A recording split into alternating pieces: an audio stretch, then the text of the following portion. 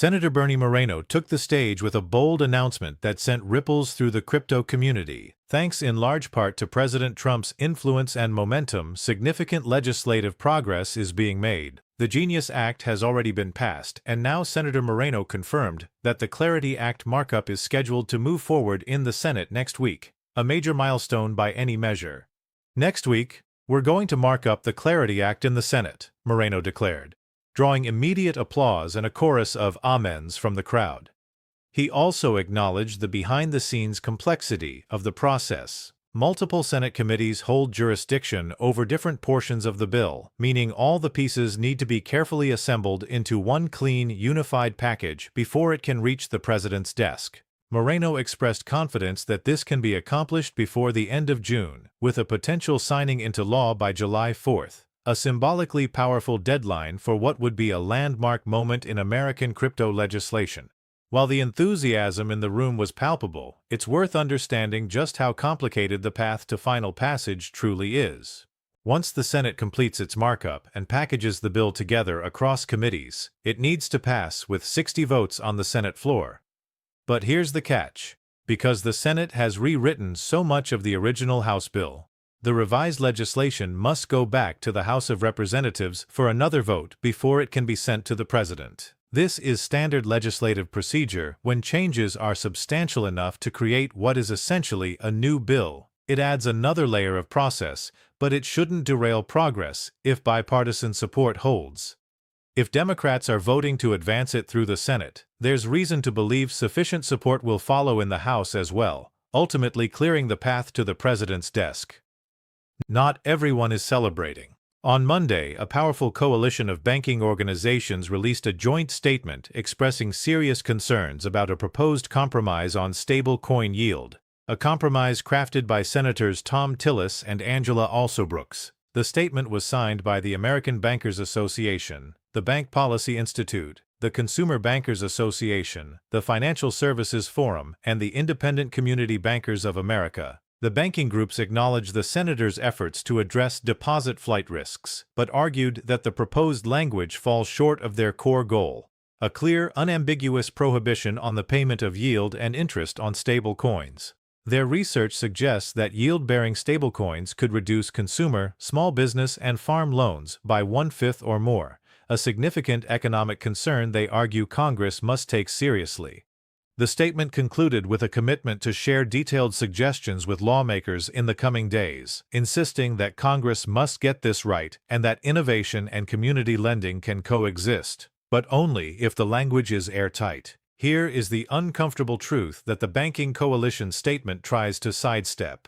Millions of American consumers, small business owners, and local entrepreneurs are currently earning next to nothing on their deposits, fractions of a percentage point, while banks collect enormous profits on those very same funds.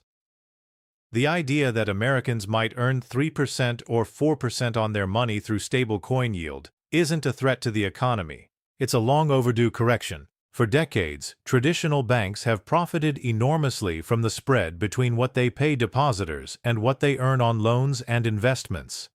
The rise of crypto and blockchain technology is the first genuine structural challenge to that model in generations. The banks putting up the loudest fight are, predictably, the ones with the most to lose. But history is clear on this point. Institutions that resist innovation in favor of preserving their margins ultimately lose to the institutions that embrace change and offer their customers more. The banks that adapt, that use blockchain technology to lower costs and deliver real value, those banks will survive and thrive. The ones that don't will find themselves on the wrong side of history. Senator Thom Tillis pushed back against the banking industry's criticism with measured confidence. Speaking to the substance of the compromise he crafted alongside Senator Alsobrooks, Tillis emphasized that all stakeholders, including the banking industry, had been given a seat at the table throughout the process. Their concerns had been heard, considered, and incorporated into a product that reflects genuine good faith compromise. We have worked in good faith with all sides throughout this process to encourage compromise and avoid letting the perfect become the enemy of good, Tillis stated. The compromise, he explained, prohibits stable coin rewards from resembling interest on bank deposits, directly addressing the core concern about deposit flight, while still allowing crypto companies to offer other forms of customer rewards. Most importantly, it charts a bipartisan course toward passing the Clarity Act and delivering the regulatory certainty the industry needs to grow and innovate. To those in the banking industry who remain dissatisfied, Senator Tillis was gracious but firm. We respectfully agree to disagree. Journalist Eleanor Terrett broke an important story that adds a significant layer of nuance to the banking community's apparent united front. According to her reporting, a clear divide is emerging within the banking sector itself. Large banks with consumer-facing divisions are the most vocal opponents of the yield compromise, arguing that the language is drafted too narrowly and still leaves room for crypto firms to work around the restrictions. In their view, the compromise doesn't truly eliminate yield. It simply repackages how it is offered, which, they argue, is not a real solution. Meanwhile, banks without direct consumer-facing arms appear more comfortable with the final language. Some community banks, represented through the ICBA, are also signaling a degree of support, even as the larger trade groups push back. The most telling detail from Terrett's reporting, the lead negotiators, Senators Tillis and Alsobrooks, issued a joint statement suggesting the issue was closed and the compromise was finalized. The banking trades, however, are preparing to escalate their outreach to other members of the Senate Banking Committee ahead of the markup, making clear they do not consider this matter settled. The prediction market odds for the Clarity Act have been nothing short of a roller coaster. After reaching highs of 82% and 78%, confidence dipped to as low as 46% during periods of uncertainty and legislative gridlock. As of now, the needle has climbed back up to approximately 66%, a meaningful recovery that reflects the renewed momentum generated by Senator Tillis coming on board and the scheduled markup announcement. The goal, of course, is 100%. But 66% represents real, hard-won progress, and every percentage point gained is a reflection of the tireless work being done behind the scenes by legislators, industry advocates, and crypto champions across the country. Summer Mersinger of the Blockchain Association offered a clear-eyed breakdown of where things stand, and her candor was both refreshing and sobering. The Clarity Act passed the House in 2025, and the expectation was that the Senate would quickly pick it up and move. That hasn't happened. Instead, the Senate effectively gutted the House bill, removed all of the original language, rewrote it from scratch, and reinserted their own version back into the House bill's shell. The result is a fundamentally new piece of legislation that happens to wear the old bill's name. Even if the bill clears the Senate Banking Committee with bipartisan support, Mersinger was careful to frame that as just step one. There is a long road ahead: committee votes, Senate floor votes, House revotes, and reconciliation before this becomes law. When pressed for a percentage on the bill's chances of reaching the Senate floor, Mersinger was candid. She never gives any piece of legislation higher than a 50% chance, because the legislative process is full of unpredictable variables that have nothing to do with the bill itself. Her honest read? About 45%, just below the halfway mark. Here is the uncomfortable reality that anyone following this bill needs to sit with.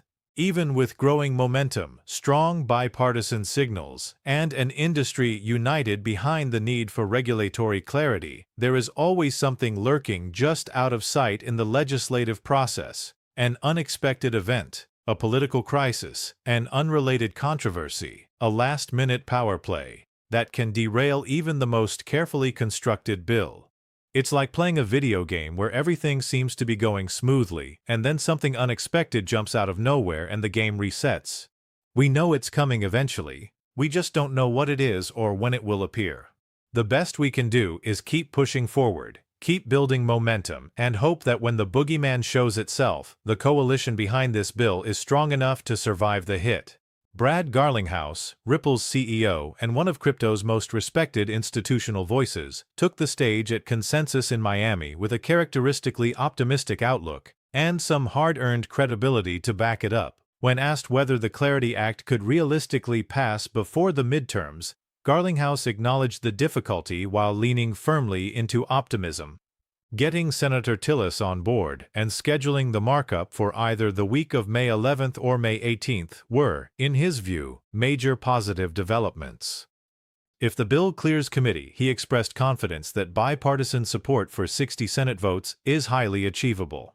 "I've consistently been the optimist around this," Garlinghouse said, "and so far, I'm feeling more right than wrong." His logic on the Senate floor vote is compelling. There are enough Democratic senators in swing states running for re-election who understand that being on the right side of blockchain innovation is politically valuable. This isn't just about crypto. It's about America's position as the global leader in financial technology. And when their time in office is done, senators who voted to unlock that future will have a legacy to point to. CFTC Director Michael Kellig addressed the critical question of what happens if the Clarity Act doesn't pass before the midterms, and his answer was both reassuring and urgent. President Trump has been unequivocal. The United States will be the crypto capital of the world, and in many respects it already is. The Genius Act has been passed. Regulation by enforcement is over. Meaningful regulatory reforms have already been implemented at the agency level, but Selig was clear that legislative action is what locks all of this progress in permanently, what makes it durable, enforceable, and immune to future reversal. The CFTC has been pushing hard to get this done, hoping for a markup this month and a Senate floor vote the following month. The dream scenario? Ringing in America's 250th anniversary with crypto legislation signed into law. A milestone that would make the celebration not just a reflection of the past, but a bold declaration of where America is headed. Coinbase Chief Legal Officer Paul Grewal joined Daily Wolf host Scott Melker for a wide-ranging conversation about the state of the Clarity Act, and his tone was one of measured but genuine excitement. "We've been at this for years," Grewal acknowledged, "and it's very exciting that we're finally on the cusp of real market structure legislation for the first time in the United States." He reflected on the progress made across the key issues that had kept various stakeholders divided, from rewards to DeFi to developer protections, and expressed confidence that the Senate Banking Committee understands the urgency. America needs sensible rules for crypto, and the time to put those rules in place is now. Grewal also made an insightful observation about the reception to the compromise deal. "When I read the reception from the world on this proposed deal, it seems like everybody hates it, which means we've probably got to be doing the right thing." A deal that draws criticism from all sides simultaneously is often the clearest signal that a genuine compromise has been reached. That's how Washington works when it works. On the question of whether this is a better deal than what was on the table before, Grewal was direct. "I do think we have a better deal, even if it's not a perfect deal." He praised the Senate for staying at the table, praised the banking community for continuing to engage in good faith, and expressed confidence that the finish line is within reach. One of the most compelling arguments for why the Clarity Act matters came from a discussion about the broader economic flywheel that is beginning to spin in the United States. The Genius Act, which addressed stablecoin regulation, has already begun to create the foundation: U.S. dollar-denominated assets on-chain in a reliable, regulated, safe environment. The Clarity Act is the next gear in that flywheel. Once market structure legislation is in place, the SEC will have a clear framework to regulate tokenized securities, and the CFTC will govern everything else. That combined regulatory clarity is expected to drive a wave of institutional investment, unlike anything the crypto industry has seen. The United States has a core advantage. It is home to the largest stablecoin issuers, the leading tokenization companies, and the deepest pool of institutional capital. The first wave of tokenization will be U.S. assets made available to global investors and U.S. investors alike, and the Clarity Act is what transforms that opportunity from potential into reality. In one of the most memorable moments from Consensus, Brad Garlinghouse delivered a frank and powerful reflection on what the crypto industry has endured, and why the Clarity Act matters so deeply. "Do I think the Clarity Act is perfect? Hell no," Garlinghouse said with characteristic candor. "I challenge you to show me any piece of legislation we would call perfect. Compromise means trade-offs. It always has. But clarity, he argued, is infinitely better than chaos, and chaos is precisely what the industry has been living under." Under former SEC Chair Gary Gensler, the approach to crypto regulation was not principled policy, it was regulation by enforcement. No clear rules, No predictable framework, just the threat of enforcement action, wielded selectively against whoever the agency chose to target next. Operating a business in that environment was like navigating a minefield blindfolded. Garlinghouse also addressed Ripple's own history with the SEC directly. He described the agency's decision to pursue Ripple as a strategic miscalculation.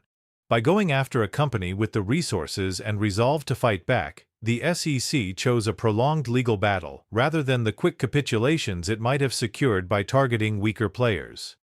Ripple stood its ground, at considerable cost and with considerable courage, and in doing so, it helped create the legal precedent and public momentum that ultimately forced a broader reckoning with how crypto should be regulated. "I think they made a bad strategic decision," Garlinghouse said with a wry smile. "And in retrospect, the industry owes Ripple a debt of gratitude for not folding. The Clarity Act is closer than it has ever been. But close is not finished, and in Washington, anything can happen between a committee vote and a presidential signature." Senator Bernie Moreno's announcement of next week's Senate markup is a genuine milestone. The bipartisan compromise between Senators Tillis and Alsobrooks represents real progress, even if it hasn't satisfied everyone. The banking industry's resistance is real, but so is the momentum pushing back against it. And the voices of Brad Garlinghouse, Paul Grewal, Michael Seelig, and countless others in the industry represent something powerful. A coalition of serious, credible, committed advocates who are not going away. Watch for last-minute roadblocks. Watch for unexpected variables. Watch for the boogeyman. But also watch for history being made. Because when this bill passes, and there is every reason to believe that it will represent one of the most consequential pieces of financial legislation in a generation. Stay informed, stay engaged, and come back for the latest updates as this story continues to unfold, because right now, every single day brings something new.